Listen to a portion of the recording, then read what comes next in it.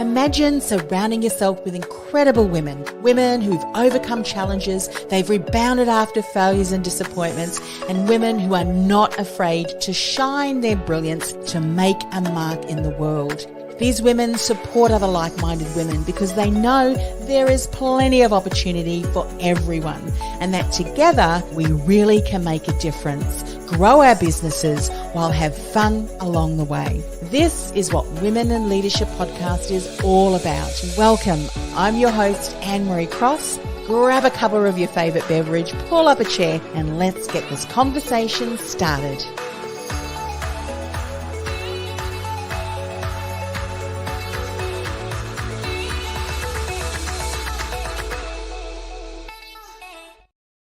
And welcome to another episode. Heading the innovative design realm of Total Image Group is the visionary CEO and founder of Pamela Jabbour, who is my guest today. Now, she has over 20 years of experience and has evolved her vision to lead in an industry that she deeply loves. And Pamela's commitment to excellence extends beyond TIG, as she also designs her private collection, Capsule Collection Wardrobe, CCW. Now, as a leader in the industry, in the fashion industry, but also an authoritative expert within the uniform field, Pamela shares her wealth of knowledge, contributing to the ongoing dialogue on the intersection between fashion, business, and branding. Now, on today's show, Pamela is going to share the importance of embracing the power of sharing. What happens when you do that? She's going to talk about why you should step out of your comfort zone and seize opportunities. It's not as hard as you may think. And she's also going to talk about why it's not just what you know, but who you know, and so much more. So welcome to the show, Pamela. Thank you. Thank you so much for having me. I'm excited to be here. This is an exciting topic. So let's just dive straight in. By asking you, what was it that, if you can give us a snapshot of your journey that led you down the path to where you are today? As we said, you're the visionary, the CEO and founder of Total Image Group. How did that come about? Growing up, I guess I always knew I wanted to do my own thing. And so through uni, I studied marketing, thinking about what I wanted to do, what I was passionate about. I obviously loved marketing and the power of brand storytelling, but my personal passion was fashion and the power of dressing well and dressing the part. And through uni, brainstorming, I grew up with a father who was a serial entrepreneur, and at the time he had a large fashion manufacturing business, producing mainly business shirts and suits. And so brainstorming around, what that looked like for me. I knew I didn't want to work directly with dad. I knew I didn't want to work directly in fashion, and kind of came up with the idea that I could create something that would bring fashion into a world that didn't have it, and that was uniforms. 19 years ago, uniforms were far from fashion, and people weren't really talking about the importance of brand storytelling through what you wear to work. It felt like a safe industry in comparison to fashion. And, I thought we could make a real difference. And I was very passionate about leading that space with marketing and fashion front of mind. I love that you've shared that because, so often it starts off as an idea and you've taken the steps to evolve it. And now, of course, here we are being able to share more of your story, your journey to inspire others who may be watching and listening today. Now, let's talk about the power or the importance of embracing the power of sharing and what happens when you do. What do you talk about, or what do you mean specifically around the power of sharing? Well, I think, I started the business quite young. I was 21 and, I guess quite competitive, which is a good trait to have as an entrepreneur when you start a business. And so it's, what is oversharing? What do you share that doesn't give away your competitive edge? And also a little embarrassed to share because I felt like I was not really qualified for what I was doing. And one of my biggest struggles early on was that I was really, really lonely. I was 21, none of my friends had their own businesses. I had no one to really talk to about the challenges I was facing or the wins, where I felt like someone could really understand and contribute. And so what I did learn, by putting myself out there and trying to find communities of like-minded people, be it fellow business owners or leaders in business, was that actually I wasn't alone, and that we all share very similar challenges, regardless of the size of your business, the nature of your business, who you service. We all share similar challenges, and it instantly made me feel a lot less lonely. And so I've been super passionate about continuing to share, continuing to find my community, because I benefit so much from it, but I also feel like I'm giving back by Mm. sharing, because not everyone does. Yeah. One of the things I can imagine as you're going through the process of ideation and you're not quite clear yet on exactly where you want to go and all of the things that come with designing and launching a business, some of the people I would imagine that you shared also have limited understanding, and it's so easy to share with someone who in their response they don't realize could primarily set up even internal barriers or unhelpful beliefs. Did you have that through the time where you were starting to share things, because as you said you didn't really have anybody, no mentors that you could lean into? And if you did share with someone and they responded in a way that was not helpful, what did you do? How did you move past that so that you remained really clear on the vision and where you wanted to go? I've been always very self-reflective in my journey, through growing up, through uni. It's just something that I've always done. Reflection is a big part of my growth and how I personally develop myself. So if I am in a situation where I'm discussing something and perhaps I don't agree with someone's perspective, I look at that as a learning. So I don't know that I've ever really been in a position where I've walked away feeling disheartened from sharing, or because mostly actually a lot more positive has come out of sharing than negative. And then what happens when I hear something that I disagree with and I know why, and it may not come up in that conversation, but in reflection, I realize that actually I am really qualified for what I'm doing, and I've learned these lessons along the way, and I really do agree with the decisions I've made, even though at the time I may have felt Mhm. like an imposter and totally unqualified. So I kind of feel like those scenarios served me.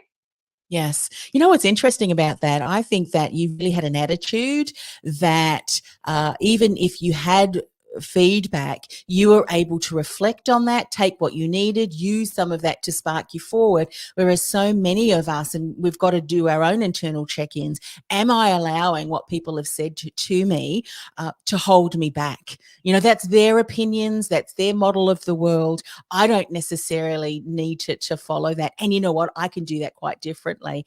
And I think that that is something that we should all embrace, because how often do we have unrealized dreams because someone has said something to us and it's completely had us go off in a different direction, and sometimes it's even a bit of disillusionment. And I think that that's really something to be mindful of.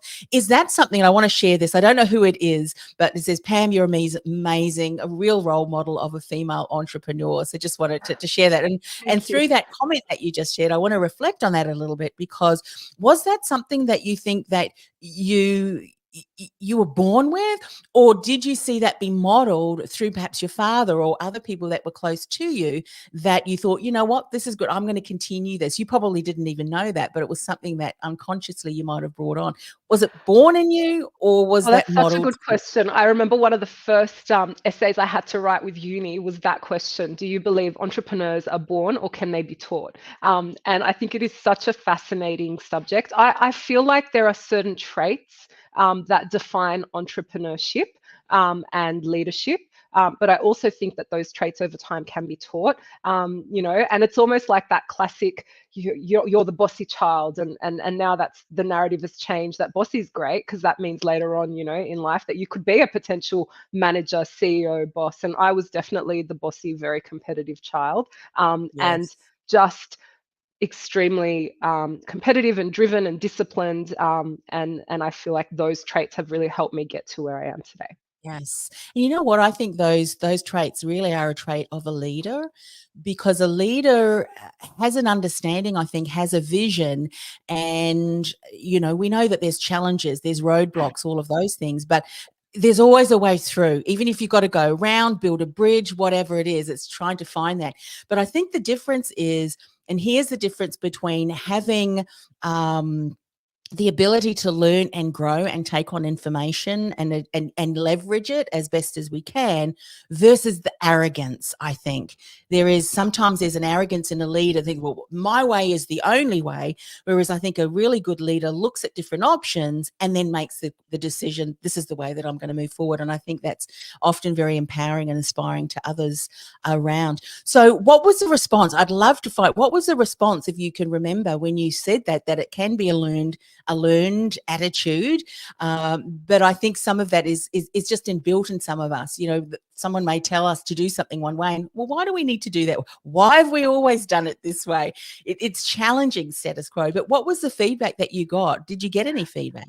Yeah, no, I think that the conclusion was there was no right answer, but it is, very much a matter of personal traits, and we do like strength assessments and those kind of, because we are all very different and we all have lots of different strengths, and Yes. there are strengths that, certain strengths and attributes that a leader will need to have, that Mhm.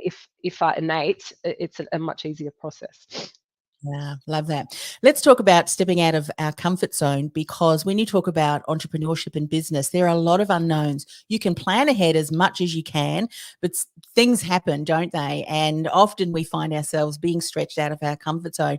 I think change and the unknown, particularly I don't want to use the word fear, but the unknown can cause, for some people, I don't want to do that because I just don't know where this is going to be. So, what advice, what insights have you learned that have enabled you to consistently move forward? Because I'm sure that there are examples that you have where you really have had to step out of your comfort zone and face challenges head on. So, what can you share some insights around that? Oh, absolutely. I think for me, 19 years into the business, I see now that if I'm not uncomfortable, then I'm not growing. Mm, But very early on, and for the longest time, I was very uncomfortable with being uncomfortable. And so would almost try and avoid being uncomfortable. And that is where, in the business journey and my personal journey, I kind of stagnated. And again, a lot of that reflection has showed me that.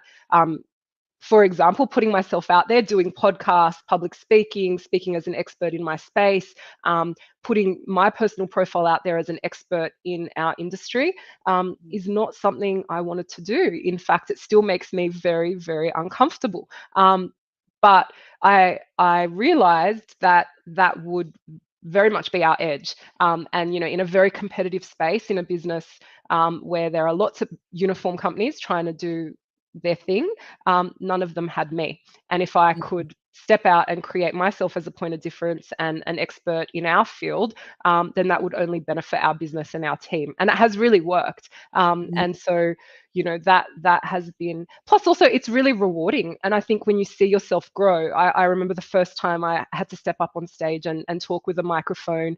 The anxiety in the lead up, the prep, and that anxiety has not gone, but it just doesn't last as long. It might not be months before, it might be the night before, and that then the kind of rewarding feeling at the end of, oh, I did this and I did it well because I took it seriously, and also being proud that I'm still nervous because it shows that I care. And I think it also forces me to deliver my best every time, because I don't think, if I don't prepare, I don't think it'll be good enough. yes. It's interesting that you should say that, because so often I think, as particularly women, what we will say, I will do that. I will go and do podcast interviews. I will go and speak in front of my local network to share my story when I've built the confidence. But I remember a mentor saying once, many years ago, is that if we wait for confidence and a level of confidence, often many of us will never step out. But what we do want to do is just have that one step of courage, even if it's a little shuffle, because we realize when we get feedback, and I'd love for you to share this too. Often when we get feedback, when we share our stories, It's the impact that our sharing has on others around us that inspires us forward, doesn't it? Because you hear feedback. We just Absolutely. got one. You're amazing, a real role model of a female entrepreneur. Not that you stepped out because you wanted to become a female role model, but realizing the things that you've shared has lessons wrapped in it. And if you can share those lessons to another woman who is perhaps years still to come up to where you are now, if you can help fast track, help her avoid some of those mistakes that perhaps you worked through, then you realize, how can I not share my journey? Speak a little bit more into that, because I'm sure that you've even gained through stepping out as well courageously. Yes. Oh, absolutely. And I think as women, we're a lot more reserved traditionally. Not all of us, but we are less inclined to share, less comfortable to share, less comfortable to put ourselves out there. And I've just been really lucky to meet some incredible role models and mentors, and luck is a part of it, but equally I've really aggressively pursued that. I've embraced community. I've signed up for groups and forums and networking events, and so. But in that, I was lucky enough to meet some incredible women that I really looked up to and saw the value they added and the inspiration they gave to me. And I think it's my role to kind of do the same thing. And again, it is equally as rewarding. Like, to give is probably more rewarding than to receive. Yes. I want to tap into, because it beautifully segues into the last point. What you've said is not what you know, but who you know, because many, and I love that you've said, many women are a little bit more reserved, and this is even in the career space, women think, well, I'm going to work really hard, which is important. I'm going to really shape my craft and I'll get noticed. But unfortunately, it's also the connections that you are building. It is participating in contributing to those conversations, because quite often, if we look at the workplace, your leaders and key decision makers aren't really seeing you. They're seeing the impact of your results, but if they don't know that you've contributed to that, then they're not able to pay credit to where credit is owed. Not that we're wanting to be that, but I think as we're progressing in our career, speak a little bit about, was it uncomfortable for you to go to various networking groups? How did you find the right networking groups to go to? And was it easy for you to go up to some of these key stakeholders and open up that conversation? Because this is a conversation we often hear with women. I don't know what to say. Why would they want to even speak to me? Share a little bit of the insights you've learned when you did that. That was your journey, part of your I journey. I think practice makes perfect. So, I would feel like I was very bad at networking for the longest time, and even still till this day, because I've been doing it so long, a lot of the communities I'm in now, I know a lot of the people. So when I walk into a room, it's comfortable. I have people I can walk straight to. And then when I'm in a position where I'm in a community where I haven't met anyone, I still get that nervousness of, oh my gosh, do I have to introduce myself to someone? So I think realizing that we all feel that way, and that actually that's okay. But you're there, and practice makes perfect. One of the common themes at these events, and I quite like the more intimate ones where it's like a round table. And I'll never forget my first round table networking event where we had to introduce ourselves. So first name, last name, company and title, and a little bit about your business. And I got given this microphone, and I shake when I'm nervous. I've gotten a lot better at that over the years, but holding this microphone and oh, my name is Pamela Jabbour, CEO and founder of Total Image, and I felt like it was the worst 1 minute introduction ever. And then I did it again a month later, and again a month later, and a year later, and 2 years later, and 19 years later, I'm still doing that, and I am so much better at it. But if I've gone a few months without doing it, I still get that, oh my gosh, what's my intro again? Have I prepped? So I Yes. think my thing is, we all get nervous. That it takes time, effort, practice, patience to build a community. It's not that you attend one networking event and you're bound to have this huge database. And equally, networking doesn't automatically result in sales. And I think there's this disillusion about that. It's not about networking for sales. And when you reframe that, particularly if you're hungry and you've just started a business, that was quite challenging, because I thought, oh, I've been networking and it's not resulted in any sales. What's going on? But I see now, years later, after consistently attending, because I was learning, Mm. And I kind of changed my thought process around, you know what, I'm not going now to sell. I'm going to learn, to connect, and build my database. Um, and I see now the benefit in that because I have a huge database and we are very much known as a brand, and the inquiries do come through. And a big part of that was as a result of networking and who I know. Yes. Were there some other things that you did within that?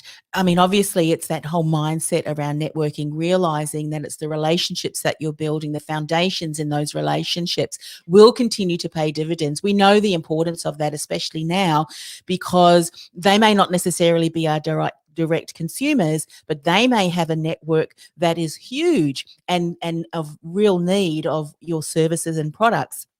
Were there some things that you implemented as well to, because as part of business growth, there is always strategy, there's always showing up intentionally, but are there the things that you actually did strategically in the whole realm of networking and building those relationships that enabled you to continue to leverage?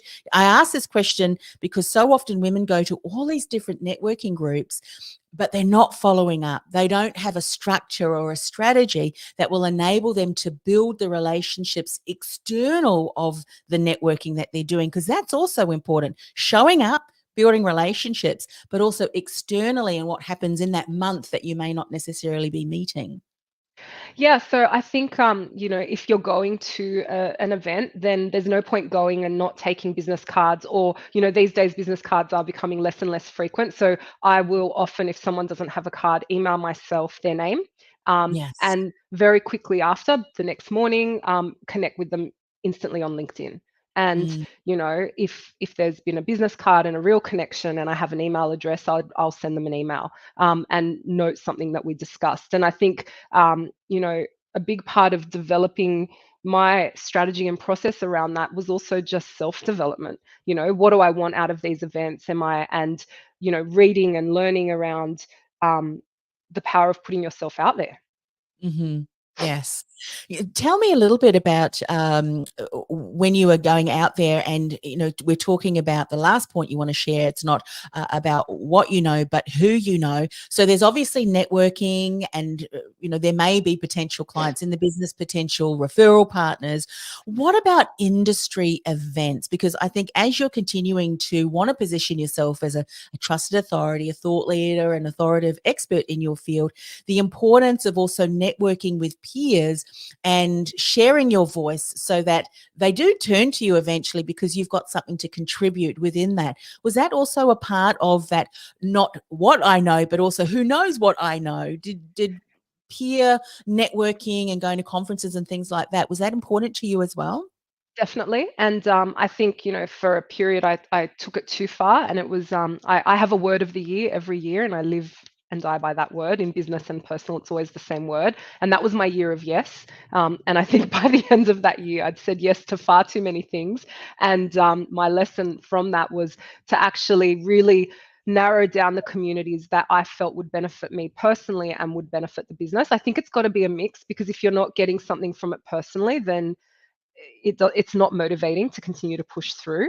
Yeah. And so I really identified those communities and made an effort to actively be a part of it and attend there. It might be a lunch and learn, an evening cocktails. I've also participated in, forum groups where it's a much more intimate networking session where you really get to personally know other fellow business owners, and you meet regularly and you share your journey there. So I think it's really about having a think about what you want to get out of it, both for the Mhm. business and personally.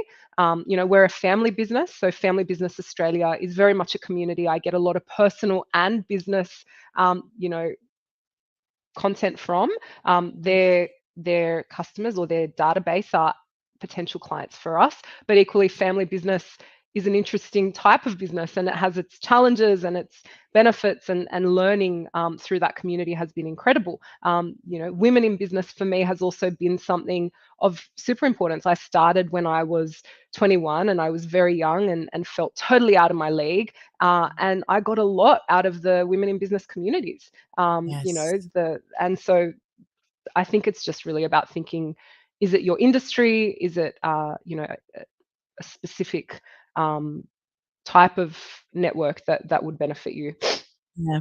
You know what's interesting about that, and it's such a wonderful reminder, is that we're talking about networking. Yes, it's very important to build relationships. It's not just, as we were saying, not just important that people know what you know, but who you know.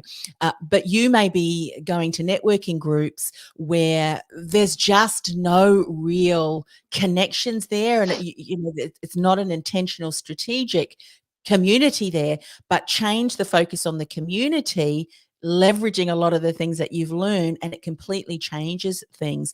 Do you have a bit of a, I don't know if I use the word system, but if you're trying something as businesses, we might try something and then we get to a point we go, you know what, didn't work. I'm going to stop this, not because I failed, but because I've got strategic information back that this is not working. I need to shift. Do you kind of give yourself a bit of a time frame if someone is saying, okay, what time frame should I give then to something that I know that, look, we've tried everything that we can, time to shift, time to pivot because it's not working? Do you have a bit of a process that you use and Uh, learn that you might share? Absolutely. I think reflection, and I said it earlier, is a big part of what I do personally and for the business. And reflecting on the week, reflecting on the month, reflecting particularly on the quarter. And in business, things move slow, so it's not about constantly changing. It's about recognizing what is that timeline. That's the right timeline to review that particular thing and the outcome.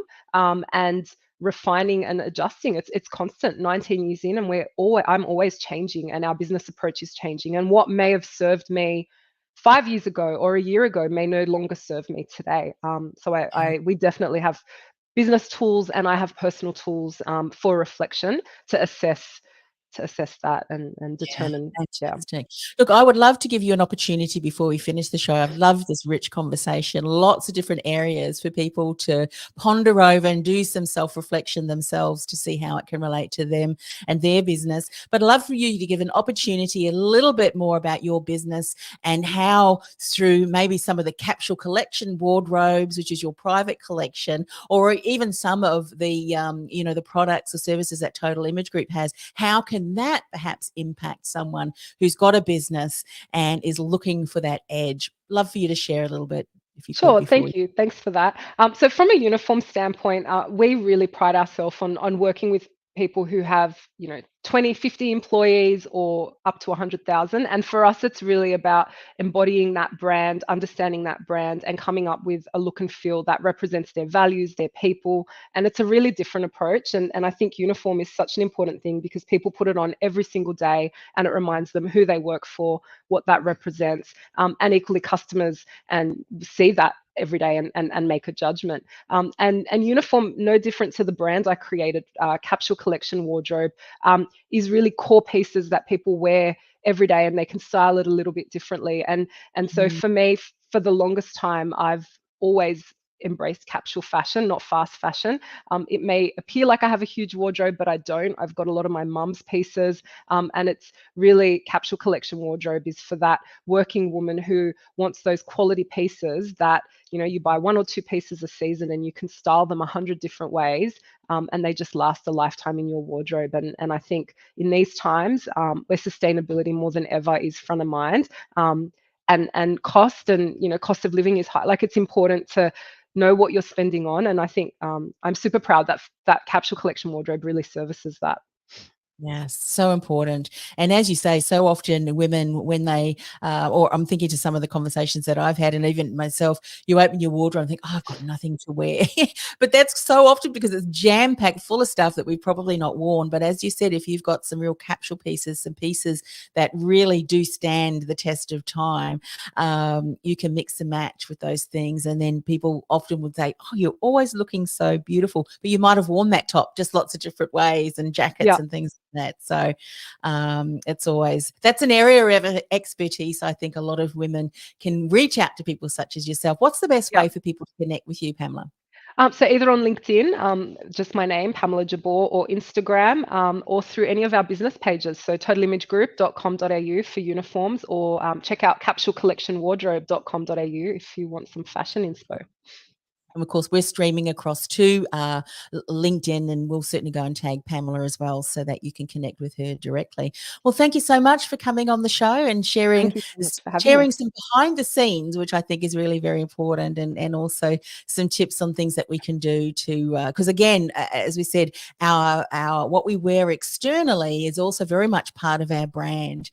And as we know, it can really also help us to stand out and make that difference, that impact out in the marketplace. And if we're in, and many of us are in competitive marketplace, that may just contribute and support in standing out as well. So thanks once again for coming on the show. My pleasure. Thank you so much for having me. Hey, it's Anne-Marie. Before I go, are you a coach or a consultant who feels like the world's best kept secret? Your experience is vast, yet secretly you're frustrated because despite all of your hard work, you're just not getting the visibility, leads, or new clients you'd hope for, and you don't know why? I've created free training and resources that'll help you build visibility, generate leads, and enroll dream clients with ease because you're seen as a trusted authority, even in a crowded marketplace. And you've positioned yourself as the choice versus just a choice with your unique, uncopyable, and unforgettable brand and message. And you're able to nurture listeners into leads from your podcast, even from your first episode. To access these free resources, go to ambitiousentrepreneurnetwork.com/community. That's ambitious